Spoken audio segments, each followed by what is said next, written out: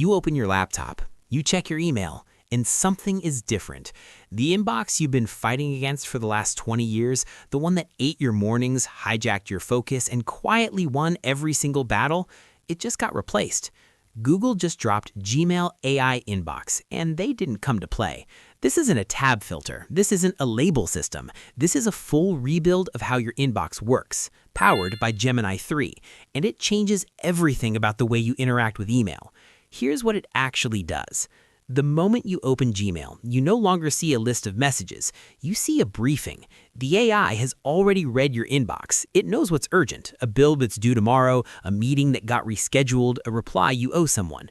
Those surface at the top as suggested to-dos. Everything else, the travel updates, the newsletters, the receipts, gets grouped into a section called topics to catch up on.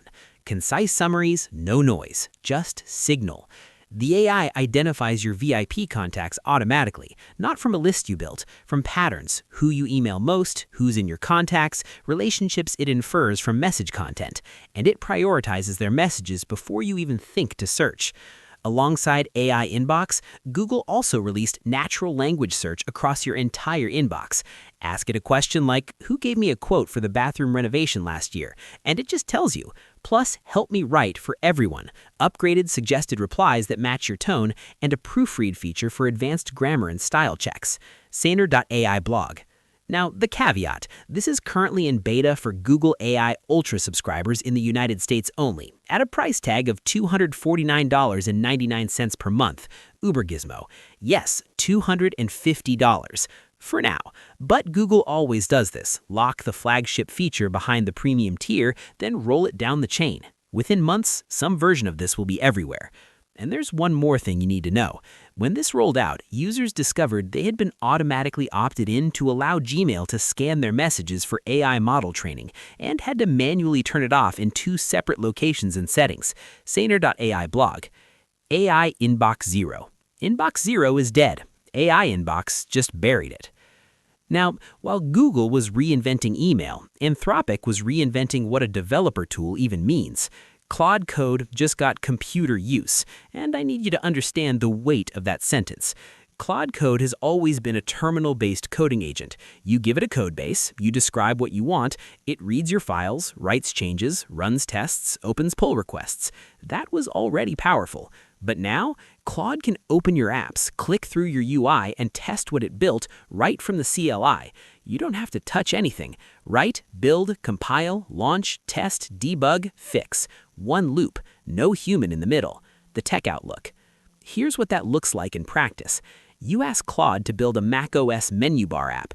Claude writes the Swift, compiles the app, launches it, and clicks through every control to verify it works before you ever open it. AppyDog. You ask it to test your onboarding flow. Claude opens the app, clicks through sign up, screenshots each step, flags slow transitions. You point it at a visual bug. The modal is clipping at small window sizes. Claude resizes the window, reproduces the bug, patches the CSS, retests, verifies the fix. It sees what you see, no guessing from a text description. Computer Use is a research preview on macOS and Windows, requiring a Pro or Max plan. Enable it in Settings. On macOS, grant accessibility and screen recording permissions and you're live. Claude.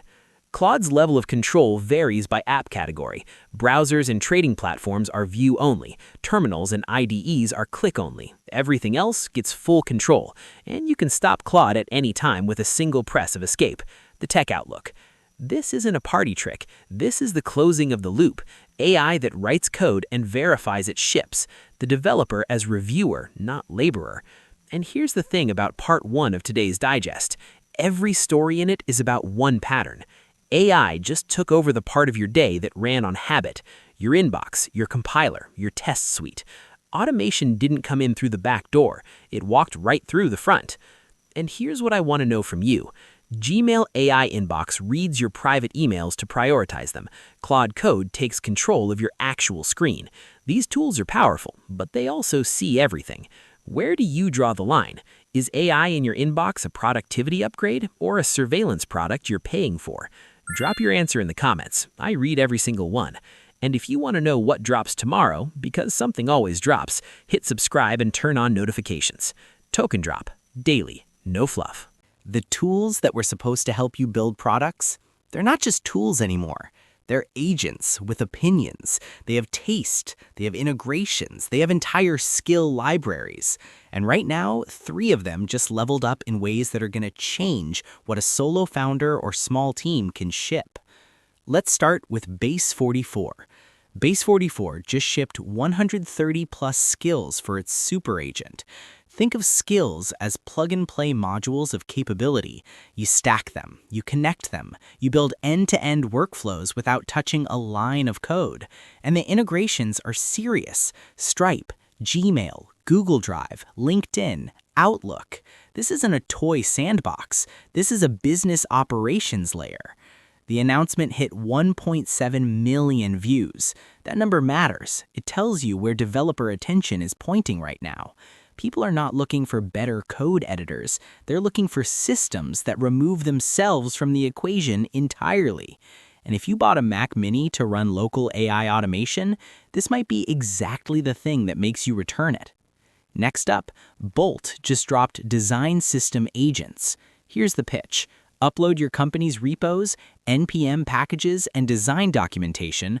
Bolt turns them into an agent that understands your design language, your component library, your tokens, your spacing, your brand rules, and builds prototypes that your engineers can actually ship. Not prototypes that need to be rebuilt from scratch, not wireframes that miss all the edge cases. Working, on-brand, deployable interfaces. They're preloaded with AWS Skyscape, Material UI, Porsche, and ShadCN to start. But the real value is when you load your system in, when the prototype is the product, when design handoff becomes a single command. Then there's Replit, which just launched AI Recruiter. Yes, a recruiting tool built inside a code editor.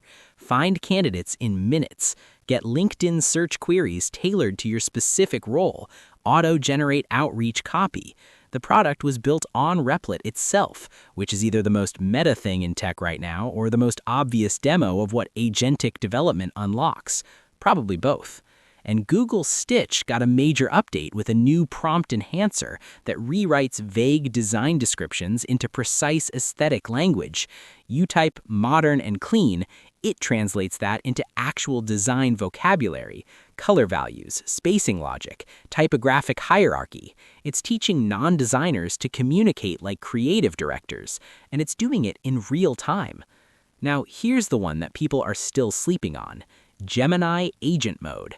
It's been in Google's products for months. It browses any website. It connects to Gmail, Calendar, Drive, and Tasks. It generates presentations in Google Slides. It uses YouTube videos as source material, and you can schedule it to run daily or weekly, meaning it doesn't just work when you're there. It works while you sleep. That's not a chatbot. That's an autonomous workflow engine with the keys to your entire Google ecosystem. Everyone is talking about OpenClaw as the autonomous agent to watch. And sure, it's powerful on Windows and Linux. It's cross-platform, it's got the momentum. But Gemini Agent Mode is already connected to where 3 billion people live their digital lives. It's already there, already integrated, already scheduled. The quiet product almost always wins. Here's what this section of the digest is really about. Building used to mean coding. Then it meant no code. Now it means telling an agent what you want and deciding whether to approve the output. The bottleneck isn't skill anymore. It's judgment. Welcome to part 3, where the hardware ships, where the money moves, and where the future gets very, very literal. Let's talk about what's literally on your face. Meta just announced the Ray-Ban Meta Gen 2 optics, and this time they built it for the 160 million people in the US who wear prescription glasses.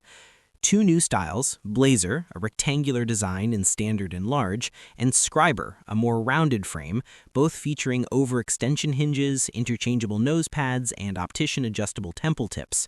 Starting at $499, available April 14 at optical retailers, FB.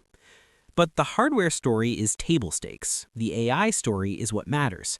Hands-free nutrition tracking is now live. Take a photo or use a voice prompt, and Meta AI logs your meal, extracts nutritional data, and adds it to your food log.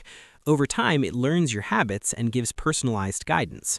WhatsApp Conversation Recall is entering early access. Ask, "What did Jamie suggest for dinner?" and your glasses tell you, processed on-device with end-to-end encryption. FB. And neural handwriting on Meta Ray-Ban display is rolling out to everyone. Write with your finger on any surface and send messages silently across WhatsApp, Instagram, Messenger, and native iOS messaging. FB. Think about that. No phone, no screen, just a surface and a gesture and a sent message. EssilorLuxottica sold over 7 million smart glasses last year, tripling all prior years combined. This isn't a niche product anymore. This is a category. Road to VR. AI is literally on your face now, and it's just getting started. Now let's talk about the art form that AI just reinvented. Higgsfield just dropped Cinema Studio 3.0. This is not a video generator. Don't call it a video generator. 200,000 visual styles, 150 distinct camera techniques, 95 million combinations of action scene variables. This is a cinematography engine. It's the difference between a smartphone selfie and a Villeneuve shot. The implications for content creators, game designers, film pre-visualization, advertising, they're not speculative anymore. The tools are already here. The question is who learns them first.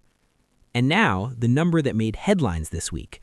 A two-man AI startup called MedV, built in 2 months, $20,000 to start, on ChatGPT, Claude, Midjourney, and Runway, just hit $401 million in first-year revenue. The New York Times verified the numbers.